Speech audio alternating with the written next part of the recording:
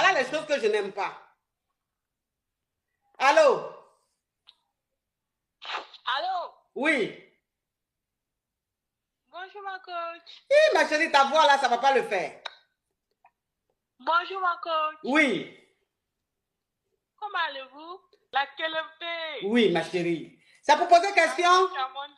Oui. Oui, ça pour poser question, ma coach. Oui, anyway. Allô? Parle, ma chérie, parle. Mon coach, j'ai un souci. Oui. Je suis mariée il y a 11 ans. Oui. Donc, j'ai 3 enfants, 2 filles et un garçon. Oui. Maintenant, il n'a pas donné, je suis partie au salon de coiffure. Oui. Puisque mon mari, c'est un professeur de l'université. Oui. Donc, quand j'étais en train de me coiffer, les jeunes filles qui étaient à l'université de mon mari, ils étaient en train de parler de mon mari. Oui. Mon coach. Quand j'ai vraiment entendu la conversation de jeunes filles, j'étais choquée. Pourquoi? Elles ont dit quoi? Non, elles étaient en train de dire que mon mari, il est un obsédé sexuel. Il drague toutes les jeunes filles de l'université. Même les femmes mariées, le monsieur ne laisse pas. Même les femmes mariées. Et puis, ce qui m'a choqué, les 2 jeunes filles qui étaient en train de parler, il y a une d'entre elles qui était mariée. Et elle-même, elle a dit que le monsieur, même, mon mari l'a déjà appelé, une fois même vers les 22h, elle était même avec son mari. Donc, quand j'ai appris ça, j'ai commencé à douter. J'ai fait comme si je n'étais même pas son épouse. Oui. Maintenant, j'ai commencé à lancer mon enquête. J'ai fouillé son téléphone, ma coach. Oui. Ce que j'ai vu. Oui.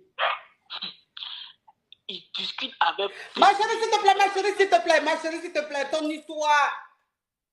Qu'est-ce qui est tombé? C'est la truc de mon parfum. Ma chérie, s'il te plaît, ton histoire rocambolesque digne. Mais le parfum me veut quoi comme ça? Ton histoire rocambolesque digne d'un film d'affairage, le genre d'affairage que nous les cavions on aime. Ma chérie, s'il te plaît, permets-moi de me parfumer.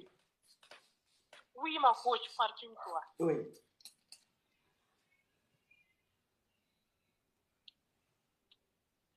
Donc, ça veut dire que je vais récapituler. Je récapitule parce que ton histoire m'a l'air très perspicace. Donc, ça veut dire que tu es marié légalement, ton mari est professeur d'université. Vous avez 3 enfants. Oui. Et tu allais dans un salon de coiffure te coiffer. Maintenant, quand tu es arrivé là-bas, il y avait des jeunes filles, des jeunes étudiantes de l'université de ton mari qui parlaient de ton mari, mais elles ne savaient pas que c'était toi l'épouse du monsieur. Et elles ont commencé à dire des choses que ton mari, c'est un pervers. C'est-à-dire que c'est un homme, oui. C'est un homme à femme, c'est un homme qui passe son temps, il drague toutes les filles à l'université, il drague même les femmes mariées et tout ça. Maintenant, toi, tu ne croyais pas, c'est-à-dire que tu étais choqué, tu ne croyais pas, parce que le monsieur qui t'a marié depuis combien d'années, vous avez 3 enfants, tu ne savais pas ça de lui.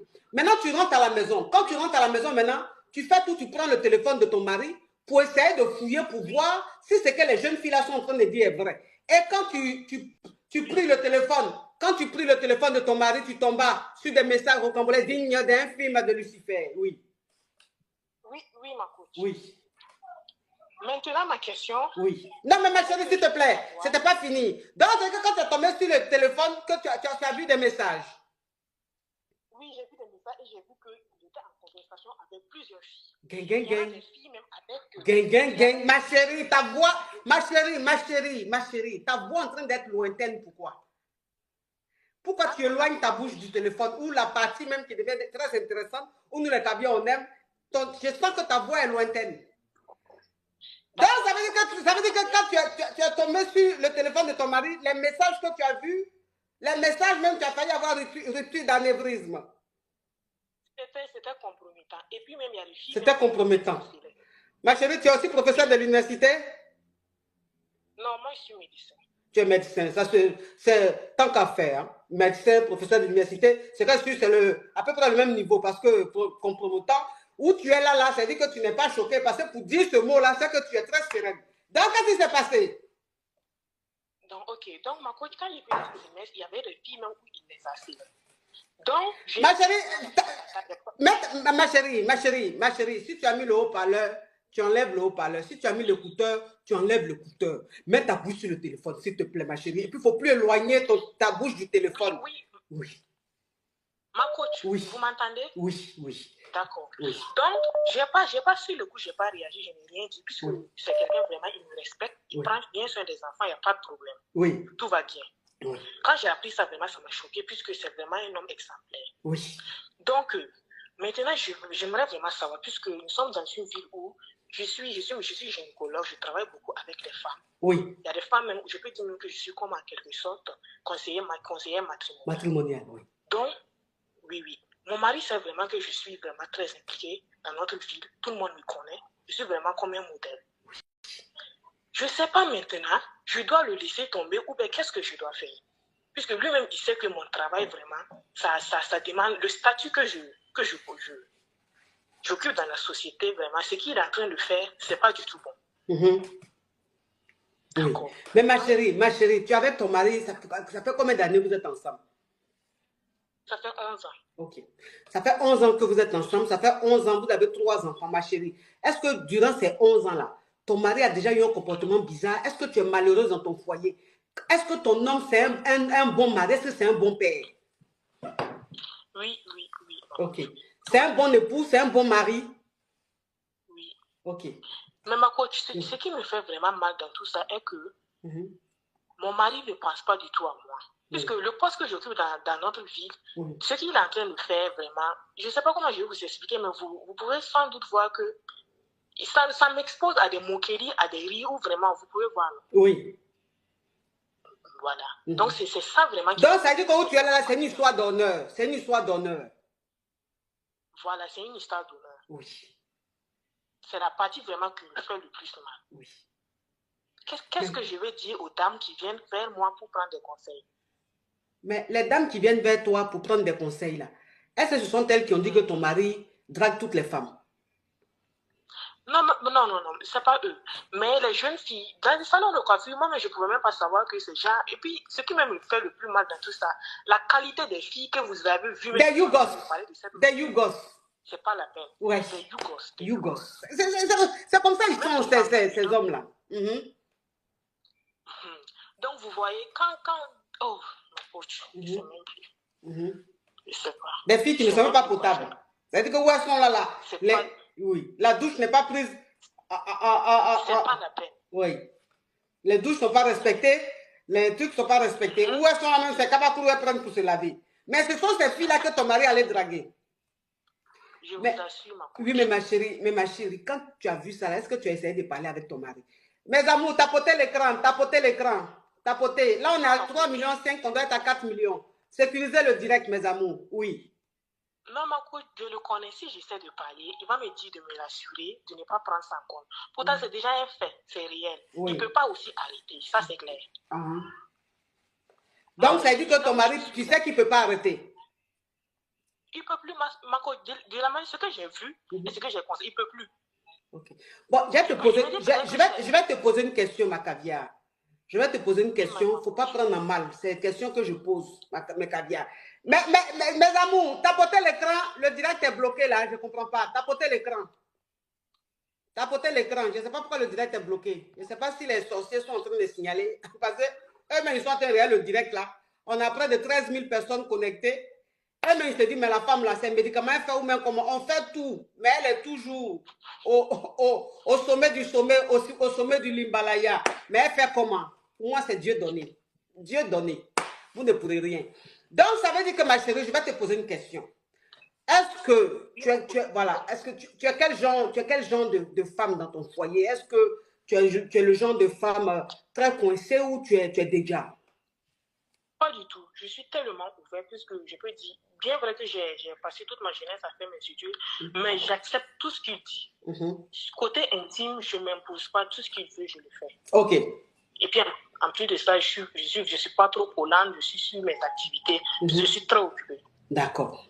Voilà, et puis, je m'occupe bien de mes enfants. Oui, ma chérie. Tu sais, ma chérie, moi, je dis cette histoire qui est arrivée, parce que tu es avec ton mari depuis 11 ans. Vous avez 3 enfants.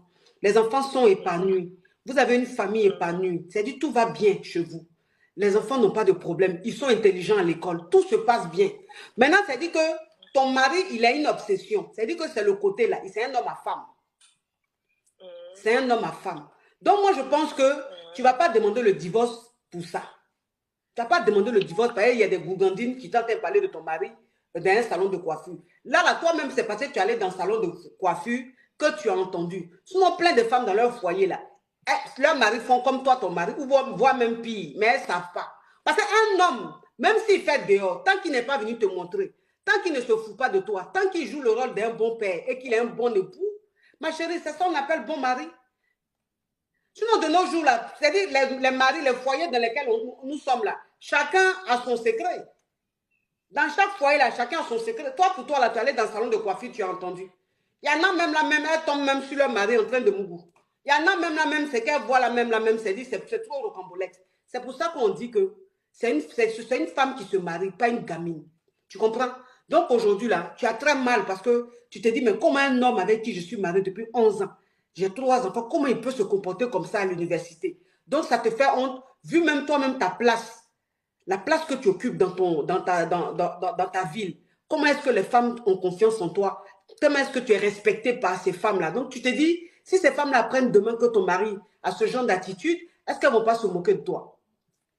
Tu vois? Mais moi je dis que ça, ce sont des causeries en fait qui se passent dans les salons de coiffure, qui se passent un peu partout. Parle avec ton mari. Prends ton mari, parle avec ton mari. Moi, je dis, il faut communiquer avec ton mari. Peut-être que ton mari, il y a des choses qu'il aime faire, qu'il a honte de te dire, ou bien il y a des choses qu'il aime faire, qu'il n'arrive pas à te dire. Il faut parler à ton mari. Peut-être que si tu parles avec lui posément, il va te dire pourquoi il se comporte comme ça. Qu'est-ce qui lui manque? Qu'est-ce qui lui arrive?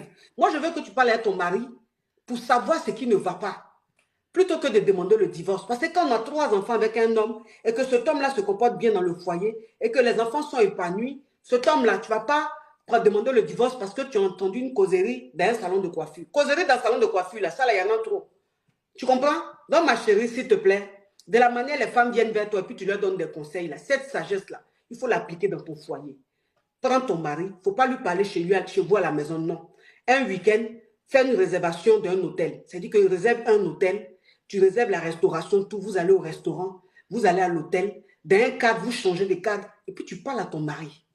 Tu t'adresses à ton mari. Tu lui dis, je ne te juge pas, mais je veux juste savoir ce qui te manque, ce qui ne va pas. Pourquoi est-ce que tu te comportes comme ça? Tu vas voir. Quand il va voir, c'est-à-dire qu'il va voir que tu es détendu. Il va voir que vous n'êtes pas à la maison. Tu vas voir que, tu vas même croire que c'est un enfant qui est en face de toi. C'est-à-dire qu'il sera désarmé. Et là, il va te dire pourquoi est-ce qu'il se comporte comme ça, qu'est-ce qui ne va pas. Je veux que tu cherches à savoir ce qui ne va pas chez ton mari. Maintenant, si tu cherches à savoir ce qui ne va pas chez ton mari et que tu n'es pas convaincu qu'il continue comme ça en ce moment-là, tu pourras demander le divorce. Tu comprends un peu, ma chérie? Voilà. Il faut laisser ton ego. Laisse ton ego. Tu n'es pas la seule femme dans son foyer à vivre ce genre de réalité. Dans les foyers, là, il y a des choses, nous tous, on est dedans, et puis on ne dit pas. Quand on sort, on sourit, on a un visage lumineux. Mais c'est quand on vit dans nos foyers, là, Dieu seul sait. Donc, toi, ton foyer, là, voilà ta croix que tu es en train de porter comme ça. Il faut prendre ton mari, vous allez communiquer avant même de prendre une décision. Parle à ton mari, communique avec ton mari, changer de cadre, aller sortir un peu de la maison. Les enfants n'ont qu'à rester avec le personnel ou tes soeurs, changer un peu de cadre. Tu vas voir pourquoi est-ce que ton mari te comporte comme ça. Tu as compris, ma caviar? D'accord, merci beaucoup, ma. Bisous, ma caviar. Courage à toi, oui.